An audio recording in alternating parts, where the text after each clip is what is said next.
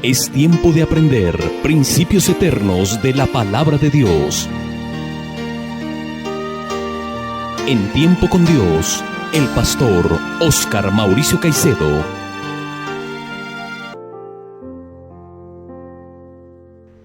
Bendiciones para todos los amables oyentes que en esta mañana fielmente nos sintonizan para meditar en el mensaje glorioso de la palabra de Dios. Por lo cual les pido el favor que dispongan su corazón y vamos a orar para encomendar la enseñanza de la palabra de Dios en esta mañana, para que ella sea de gran provecho a nuestra vida. Oremos. Amadísimo Dios y Padre nuestro, colocamos delante de ti nuestras vidas y te suplicamos que por tu Santo Espíritu nos des la gracia de entender tu palabra, de atesorarla en nuestro corazón y de ponerla en práctica cada día. Suplicamos de ti, Señor, que abra nuestro entendimiento, nos des un corazón dispuesto, una mente receptiva y un corazón humilde para poder cambiar lo que tenemos que cambiar y reconocer nuestros pecados delante de ti y arrepentirnos de ellos. Te suplico, Padre, que hables al corazón de los que no te conocen para que conozcan a tu Hijo Jesucristo y sean salvos de sus pecados y la condenación. Porque solo tú lo puedes hacer, por eso te lo pedimos, Padre Santo. En Cristo Jesús, Señor nuestro. Amén. Seguimos adelante con nuestro estudio expositivo de la primera carta del apóstol Juan. Estamos estudiando el capítulo 4. De este capítulo ya hemos estudiado los 6 primeros versículos. Desde el día de hoy vamos a estudiar los versículos 17 hasta el 21. Vamos a ir mirando paso a paso este pasaje, sacando valiosísimas enseñanzas desde el versículo 7 hasta el 21, como siempre lo hace la palabra de Dios. Leamos pues nuestro pasaje. Dice así la palabra de Dios, primera de Juan, capítulo 4, versículos 7 al 21. Amados, amémonos unos a otros porque el amor es de Dios. Todo aquel que ama es nacido de Dios y conoce a Dios. El que no ama no ha conocido a Dios porque Dios es amor. En esto se mostró el amor de Dios para con nosotros, en que Dios envió a su Hijo unigénito al mundo para que vivamos por Él. En esto consiste el amor, no en que nosotros hayamos amado a Dios, sino en que Él nos amó a nosotros y envió a su Hijo en propiciación por nuestros pecados. Amados, si Dios nos ha amado, así debemos también nosotros amarnos unos a otros. Nadie ha visto jamás a Dios. Si nos amamos unos a otros, Dios permanece en nosotros y su amor se ha perfeccionado en nosotros. En esto conocemos que permanecemos en Él y Él en nosotros, en que nos ha dado su Espíritu. Y nosotros hemos visto y testificamos que el Padre ha enviado al Hijo, el Salvador del mundo.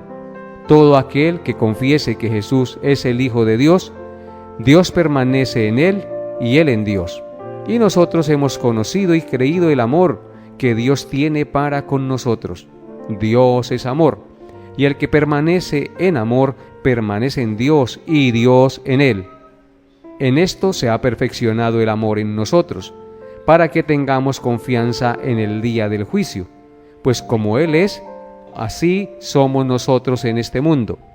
En el amor no hay temor, sino que el perfecto amor echa fuera el temor, porque el temor lleva en sí castigo, de donde el que teme no ha sido perfeccionado en el amor. Nosotros le amamos a Él, porque Él nos amó primero. Si alguno dice, yo amo a Dios y aborrece a su hermano, es mentiroso, pues el que no ama a su hermano a quien ha visto, ¿cómo puede amar a Dios a quien no ha visto?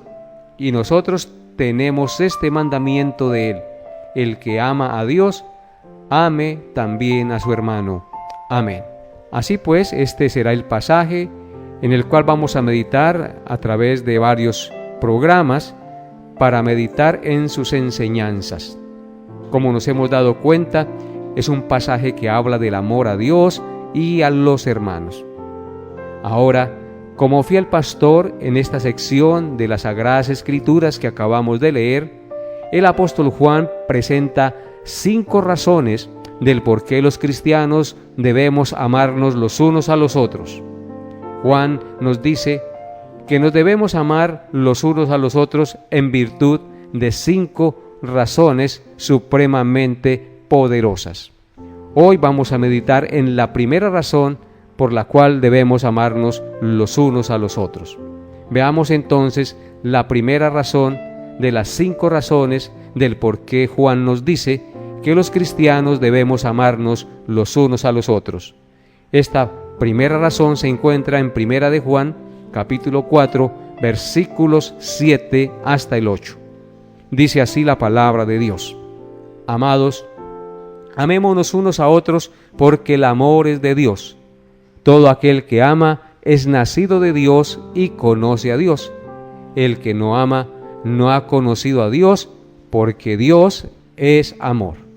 Entonces, así como Dios es santo, es luz, es espíritu, es fuego consumidor, Dios es amor. Dice claramente el texto: el que no ama no ha conocido a Dios, porque Dios es amor. El amor, queridos oyentes, es inherente a todo lo que Dios es y a todo lo que Dios hace. Aún su juicio y su ira están en perfecta armonía con su amor, porque Dios no juzga injustamente a los hombres. Él es juez justo y lleno de amor en todas sus obras. Por eso yo quiero que miremos el Salmo 103, versículos 1 al 5, para que miremos que Dios fue justo en todas sus obras. Dice así el Salmo 103, 1 al 5. Bendice, alma mía, a Jehová, y bendiga todo mi ser su santo nombre. Bendice, alma mía, a Jehová, y no olvides ninguno de sus beneficios. Él es quien perdona todas tus iniquidades, el que sana todas tus dolencias, el que rescata del hoyo tu vida, el que te corona de favores y misericordias, el que sacia de bien tu boca, de modo que te rejuvenezcas como el águila. Entonces, este pasaje nos muestra que todas las obras de Dios son amor y llenas de justicia. En Él no hay injusticia. Por eso podemos decir que Dios es amor en todo lo que hace. El pasaje del Salmo 103, 1 al 5 dice que debemos bendecir a Dios o a Jehová con todo nuestro ser y bendecir su santo nombre. Debemos bendecir y no olvidarnos de ninguno de sus beneficios. Y el salmista menciona varios beneficios.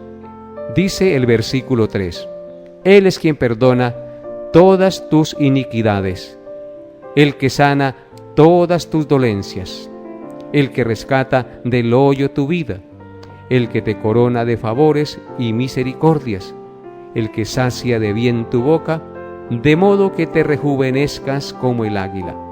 Ahí podemos ver las obras llenas de amor en el Señor para con todos aquellos que Él ama y que en su gracia ha querido atraerles a Él. Él es el que perdona todas nuestras iniquidades y nuestros pecados. Él perdonó todos nuestros pecados en Cristo. Él es el que sana todas nuestras dolencias. Él es el que nos da fuerzas, el que nos da vida, el que nos sana de nuestras enfermedades, el que permite que estemos bien y con salud. Él es el que da la vida, Él es el que da la salud. Por eso démosle gracias a Dios por la vida y la salud que tenemos, y démosle gracias a Dios por el perdón de nuestros pecados. Dice también que Él es el que rescata del hoyo nuestra vida. Nosotros estábamos en un hoyo cenagoso y profundo del pecado, pero Dios nos rescató de ese hoyo cenagoso del pecado y del mundo, para poner nuestros pies sobre la peña y sobre la roca eterna de la salvación que es Cristo. También dice el texto que Él es el que te corona de favores y misericordias. Nosotros cada día recibimos favores y misericordias de Dios. Él no nos paga conforme a nuestros hechos, sino que es un Dios lleno de misericordia, y cada día podemos experimentar sus favores a través de las cosas cotidianas que recibimos de Él: el agua, el oxígeno, el alimento, el techo, la familia, la salud. Todas esas cosas son favores de Dios y son misericordias de Dios para hombres y mujeres que constantemente nos rebelamos contra Él y quebrantamos sus mandamientos. También dice el salmista que Él es el que sacia de bien tu boca, de modo que te rejuvenezcas como el águila.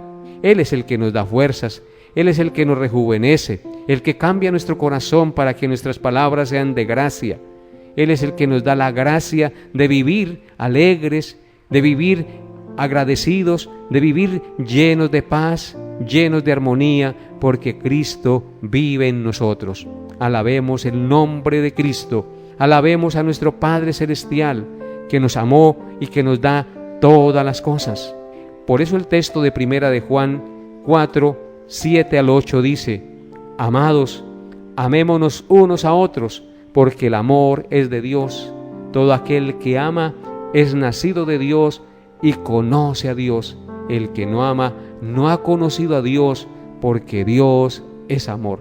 Si yo amo a mi prójimo, es porque el amor de Dios ha sido conocido en mi vida.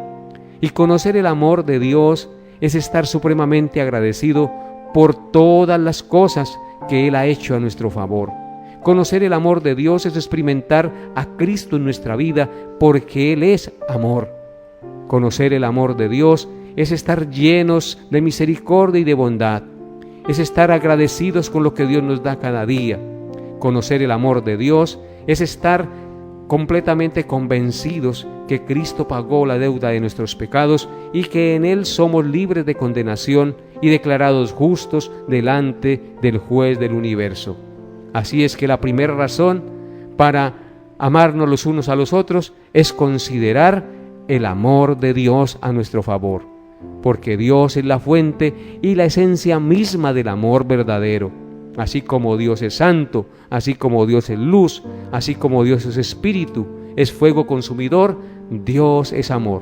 El amor es inherente a todo lo que Dios es y a todo lo que Dios hace. Como les dije anteriormente, su juicio y su ira están perfectamente en armonía con su amor, porque Dios no juzga injustamente a los hombres. Él es pues justo y lleno de amor en todas sus obras. En Romanos 5:8, el apóstol Pablo escribió lo siguiente, Romanos 5:8: Mas Dios muestra su amor para con nosotros, en que siendo aún pecadores, Cristo murió por nosotros.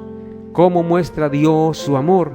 En que siendo nosotros pecadores, Cristo murió por nosotros, pagó la deuda de nuestros pecados.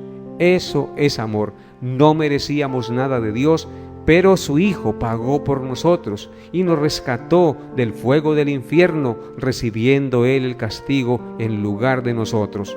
Porque de tal manera amó Dios al mundo, que envió a su Hijo unigénito, para que todo aquel que en Él cree no se pierda, mas tenga vida eterna. Este pasaje entonces nos enseña que el amor es de Dios y Dios es amor. Por tanto, mis amados hermanos, gocémonos en el Dios de amor, porque Él es el amor verdadero. El pasaje nos indica claramente que Dios es la fuente del amor. Por tanto, si nosotros profesamos ser cristianos, es porque se supone que estamos unidos a la fuente del amor, y por consiguiente nos amaremos los unos a los otros, porque estamos unidos a la fuente del amor. Así como un árbol produce el fruto según su naturaleza. Si es un árbol de naranja, produce naranjas. Si es una planta de frijol, produce frijol. Así los hijos de Dios nos amaremos los unos a los otros, porque si hemos nacido de Dios, produciremos amor, porque Dios es amor. Pero si no nos amamos los unos a los otros, esto evidencia que no estamos unidos a Dios, el cual es la fuente del amor. el pasaje nos enseña que si profesamos que somos cristianos y no nos amamos los unos a los otros, entonces estamos evidenciando dos cosas. ¿Cuáles son esas dos cosas? Que no somos nacidos de Dios y que no conocemos a Dios, porque todo aquel que ama es nacido de Dios y conoce a Dios. Noten nuevamente lo que dicen los versículos 7 y 8 de Primera de Juan 4. Amados, amémonos unos a otros, porque el amor es de Dios. Todo aquel que ama es nacido de Dios y conoce a Dios. El que no ama no ha conocido a Dios, porque Dios es amor. Entonces, si no nos amamos los unos a los otros, estamos evidenciando que no somos nacidos de Dios y que no conocemos a Dios, porque todo aquel que ama es nacido de Dios y conoce a Dios.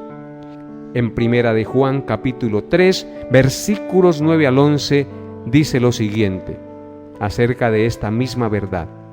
Todo aquel que es nacido de Dios no practica el pecado, porque la simiente de Dios permanece en él, y no puede pecar porque es nacido de Dios. En esto se manifiestan los hijos de Dios y los hijos del diablo. Todo aquel que no hace justicia y que no ama a su hermano no es de Dios, porque este es el mensaje que habéis oído desde el principio, que nos amemos unos a otros. ¿Cuál es el mensaje que Cristo nos ha enseñado desde el principio? Que nos amemos los unos a los otros. De tal manera pues que si no nos amamos los unos a los otros, entonces no estamos obedeciendo el mensaje que hemos recibido de Dios, estamos evidenciando que no somos hijos de Dios, porque todo aquel que es nacido de Dios no practica el pecado, y no amar es practicar el pecado, mis amados hermanos. En esto entonces se manifiestan los hijos de Dios y los hijos del diablo. Todo aquel que no hace justicia y que no ama a su hermano, escuchen eso, no es de Dios.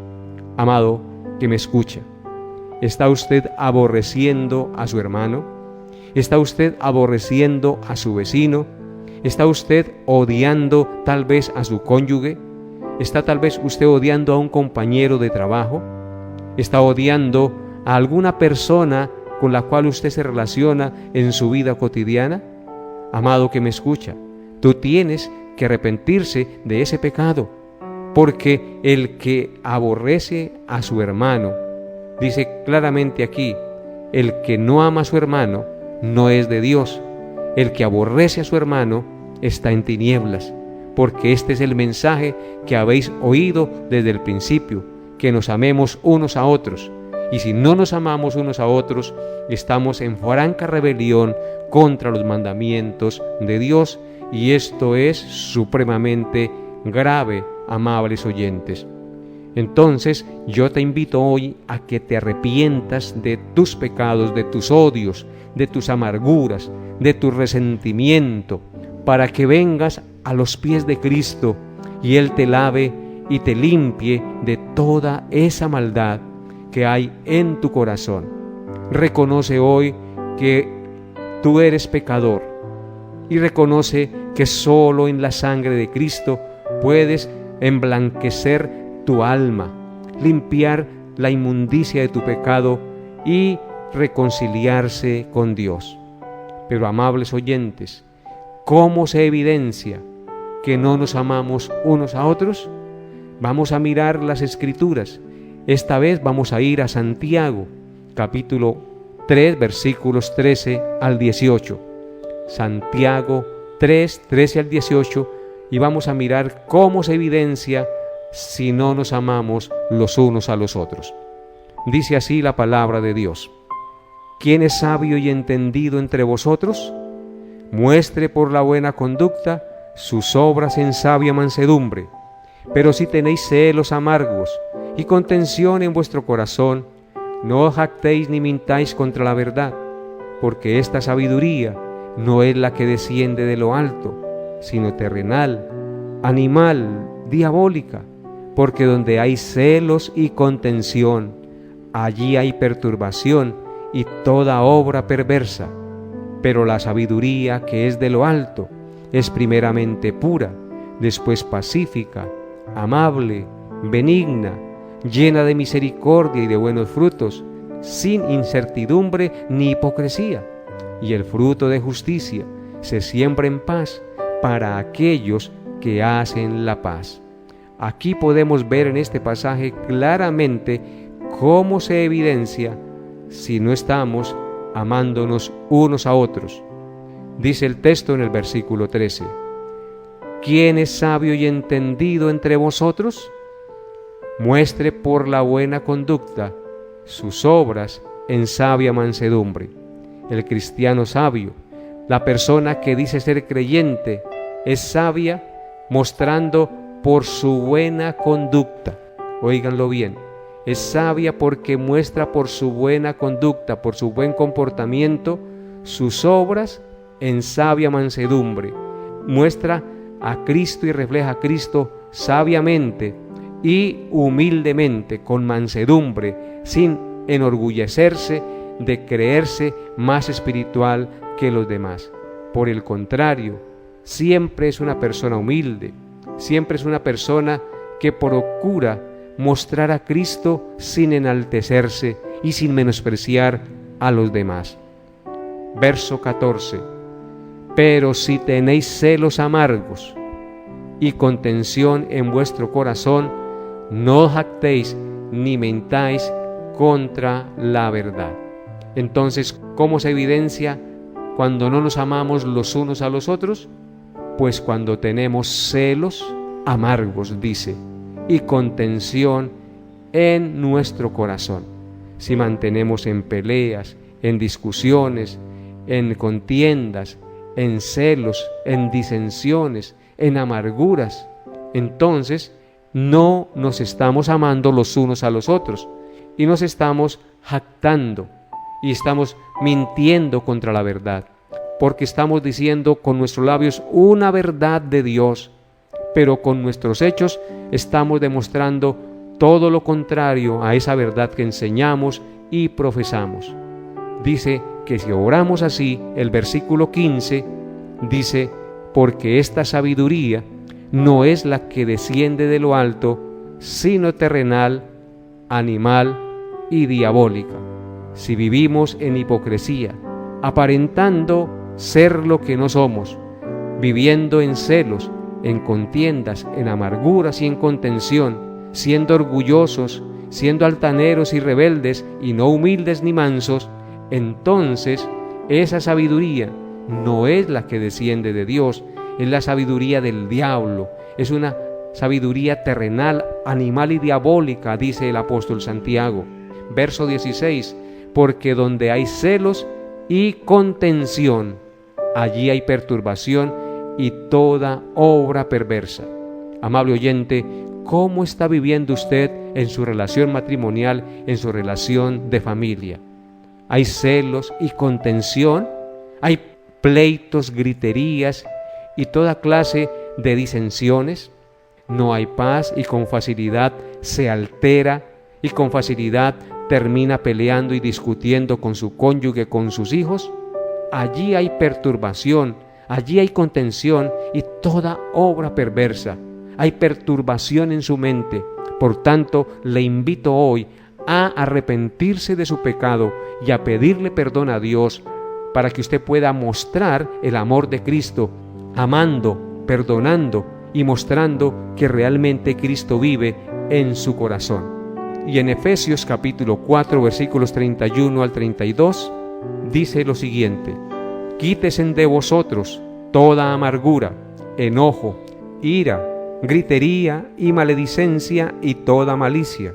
Antes sed benignos unos con otros, misericordiosos, perdonándoos unos a otros, como Dios también os perdonó a vosotros en Cristo.